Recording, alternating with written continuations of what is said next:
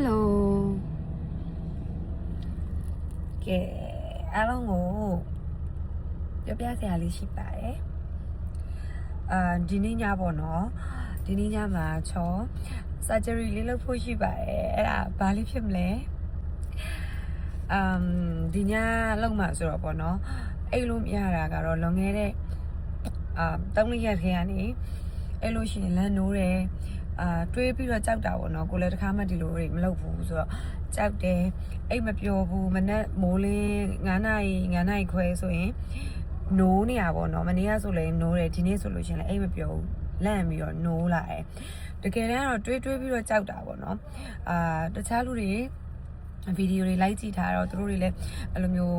မနာဘူးတွေပါပြောပြမဲ့လေကိုတိုင်းဒီခွဲစိတ်ခံဝင်ရမှာဆိုတော့ကြောက်တယ်ရင်ခုန်တယ်စိတ်လှုပ်ရှားတယ်အဲ့တော့ဒီညခွဲစိတ်ခံဝင်ရမယ်ပေါ့နော်အဲ့ဒါဘာလေးဖြစ်မလဲဆိုတာစောင့်ကြည့်ပေးပါအောင်နောက်ရက်တွေမှာ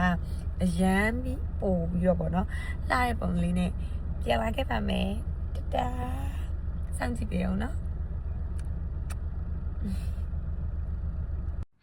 ဒါဆိုရင်ကျမစေးရုံသွားဖို့လမ်းပါပေါ့နော်အဓိကကိုမျက်နှာတစ်ခုလုံးကိုကြိုက်တယ်မျက်နှာမှာမဟုတ်ဘူးခေါင်းစားချေဆုံးတစ်ခုလုံးကြိုက်တယ်ပေါ့နော်မျက်နှာမှာဆိုလို့ရှိရင်လည်းပြင်စရာမလိုဘူးလို့တော့ထင်တာပဲဒါပေမဲ့